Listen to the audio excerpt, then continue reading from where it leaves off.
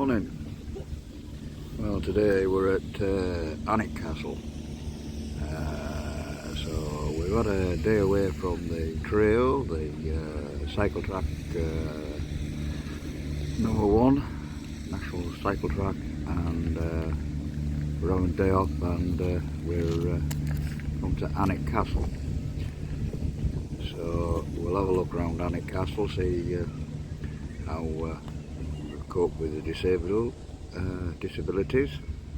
Yeah, we're away from the Jones. We've had 5 days wild camping, and I'm ready for a break from Jones without a doubt. It's been very nice having a different view every morning, but I'm on a nice piece of flat ground now at Alnwick Rugby Club is where I'm staying, on the rugby field. I'm still camping, but on the rugby field. So yep, today we're going to have a day going around Alnwick Castle, owned by the Percy family, and has been owned by the Percy family throughout its entire history, believe it or not. Well, I suppose modern day history, we go back to Roman times here. I'm not even going to get involved with the kind of history we're talking about on Alnwick Castle, because it's monstrous. It goes, there's all sorts. William Wallace and Braveheart, and 2 or 3 kings of Scotland, the attempts to lay siege to it. I'm not going to try and start, because I'm going to get it wrong, and then you're all going to get on the old social media telling me what a stupid old fool I am. So I'll try and stick to what facts I know, and I'll try and find anything else I need to know as I go around. Well, we'll go inside and we'll have a little look inside. Right, this is the entrance to the castle, the gate, the main gate into it, and I'll follow the walls around as best I can, using a handheld device and that, so it might get a bit shaky.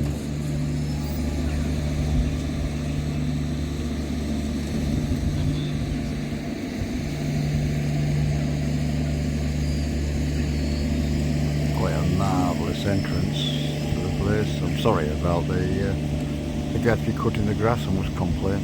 Now the area, sorry for the wobbly picture, the area we're in now is the inner bailey. So we're actually through the gates now, and this area here, I don't know, is basically where the grounds that we're actually on is where at one time the main of the town, if you like, would have been situated in this position. We're just looking now, scanning around by the walls. And then eventually there's obviously a lot of work going on the keep itself, so we'll hopefully get a look inside that later, depending on how good they've coped with disability, and we'll get close and have a look around things later. I'm going to try and get you onto a guided tour. They'll have more of the history, reliable history, instead of my mumbo jumbo, so we'll try and listen to them and see how it goes. Behind is the inner archway. This has been many things over the years, however its earliest known use, and there is Sasha, so just showing us how. It's been many things, however its earliest known use is as a nobleman's prison. So basically a nobleman's prison, a lot nicer than the usual dungeon. This is where you are kept if they can get ransom money for you. So you are kept in a very nice room, you are given a lot of food, you are fed, watered, looked after until one of your family members decides you're worth paying for and pays to get you out. So it pays to be rich in these times, it really does, because the other dungeons are around the corner as you go into the keep. You can look on the left and there will be an entrance to the dungeons. They may still be closed at the moment because of scaffolding work going on. We can't ensure that they are safe. However, you're not really missing much, because between you and me, it's just a room with a hole in the middle. imagine for peasants, you were chucked in the hole. It's kind of tunnel-like, so you go out, not that you have that much space if a lot of you are put in there. And it's known as the oubliette prison. I don't know if any of you speak French, but oublier in French means to forget. This is because anyone who was put in this prison was sharply forgotten about and not fed, not watered, just left to rot. We don't think many people were put in that prison in this castle. Usually when the person took people hostage, it was people who they could get money from, so they stayed in the tower there. At the moment, it is housing the entrance to the Sacred University rooms. So if you go through, you might have noticed on the side it says private. That's because we no longer have that bit of the castle. That is rented out. So after World War II, all of the aristocratic families were declining. They weren't making as much money as they were before, and most of them couldn't afford to upkeep their houses, stately homes, castles, things like that, which is why most of them were passed to National Trust or English Heritage. The Percys managed to keep a hold of their castle, so they still own it privately and open it up for all of you to see, because in the 1950s they began opening it up to the public, letting people come in, and these people paid to stay around, so this helped fund it. And they also rented out rooms of the castle to various different schools and teacher training colleges. So they could use the rooms to train as teachers, and they could get rent for the money to maintain the castle. In the 1980s around, I believe, the teacher training college went out of business, and it then became rented by Sacred University. This is a university from Minnesota in America, and basically every semester some American students come over, they stay in the castle, and they learn about British history and politics in a medieval British castle, which is very cool and fun, and means that we still get money coming in from that income of people renting out that part of the castle. Which is why you don't see any kitchens when you go around the staterooms, because the 18th century kitchens are still in this area. There is now just a big sort of hall for them to eat in, so it doesn't really look very 18th century kitchen anymore. And the kitchens in the keep now that have been moved in the 1920s, which is why they can't not used anymore, are very modern, so they're not very interesting at all. So we'll move over onto the grass so that we can see the rest of the excitingly named towers, as I mentioned.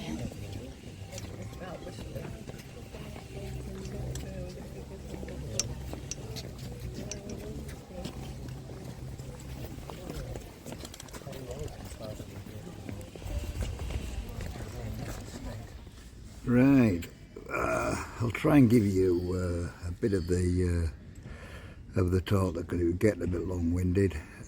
Would have probably run out of battery or whatever. This is the main keep that was there originally. Built on from that, going in this direction, is what now, this was built on a later period, houses a library and paintings. It was extended to take on a particular collection of one of the earls at some point in time. Moving around from there is above the gateway was the prison for more people that were worth money. So it was worth keeping them, and then a ransom would be asked of them, and when the ransom was paid, then they'd be released.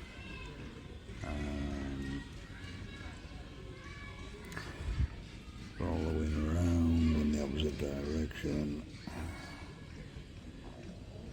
is what they call the priest tower, and that tower, I forgot what she said that was for, but there you go. Notice that the walls are missing there. Now that is because one of the women I don't know, I was grand,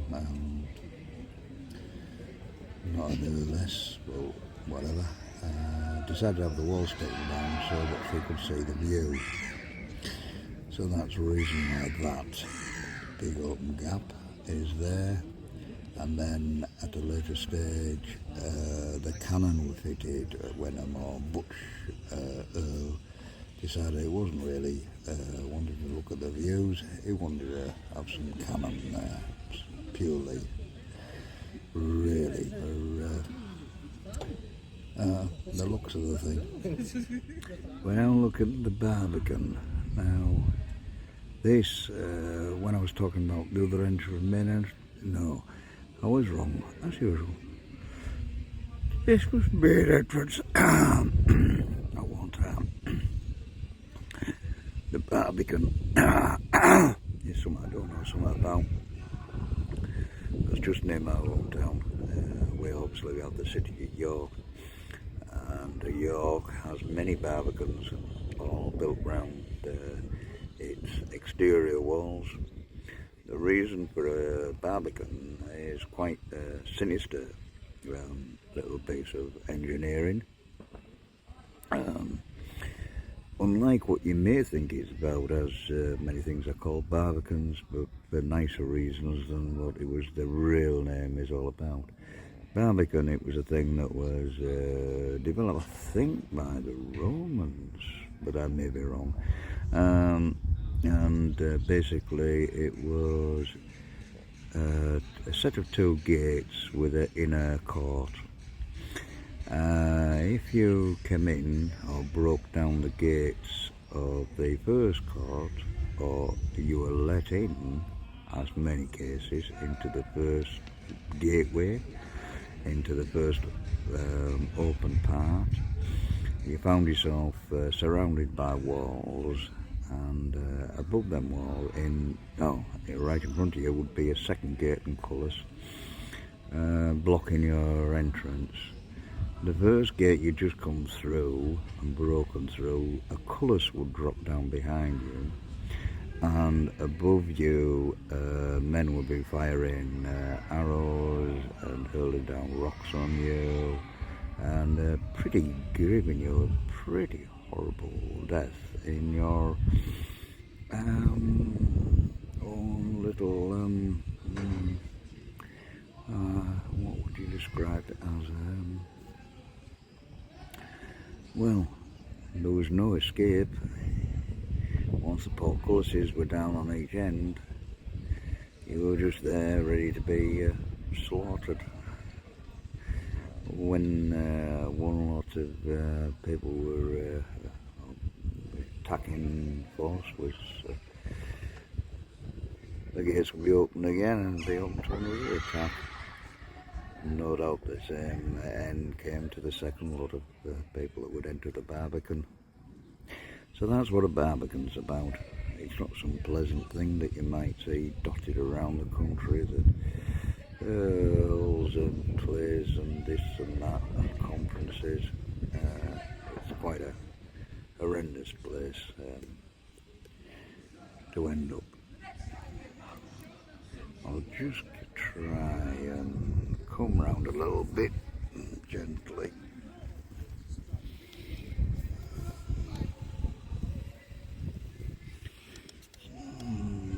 Yes, just to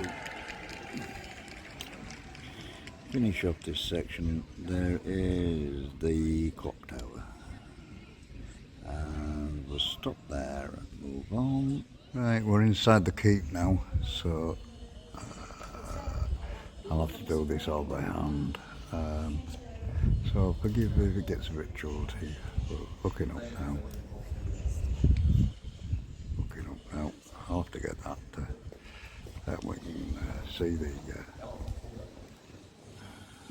panning round, we can see the inside of it.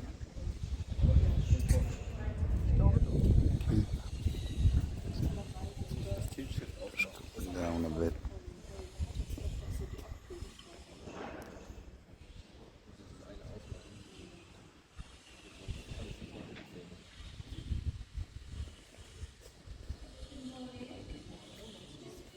Quite a building.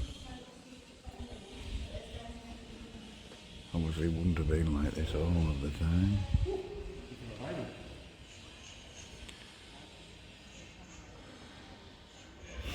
The staterooms may be a little bit awkward to get in. So we'll have a look and decide from there. Yeah, this is quite an interesting area for the kids. It's the kids in here, they get a chance to dress up in period costumes and try and teach them about life as it would have been in, I suppose, Tudor times and before then. So, just a little brief look around. And just there you can see all the period costumes that the kids can dress up in. So, yeah, there's also a playground for kids. So we'll have just a quick look around. It's just interesting that, you know, that for your kids, if you can leave them to play in here and maybe take an interest in something where they tend to get bored. Now that I've just come across this great scary looking thing. And anyway, kids, I'm not going through that doorway. Way too scary for me. Anyway, can you see the kids there? They're having a little lesson in I think on the first one it's kind of making cloth and embroidering and stuff like that would have probably gone on. And then on just around the corner there, I can't get it quite in there, they can move on to pottery and making authentic sort of stuff that would have been in Tudor times. And again, as I said before, so yeah, but we'll leave that scary doorway for you kids to go through. Bit of a horrible place to go.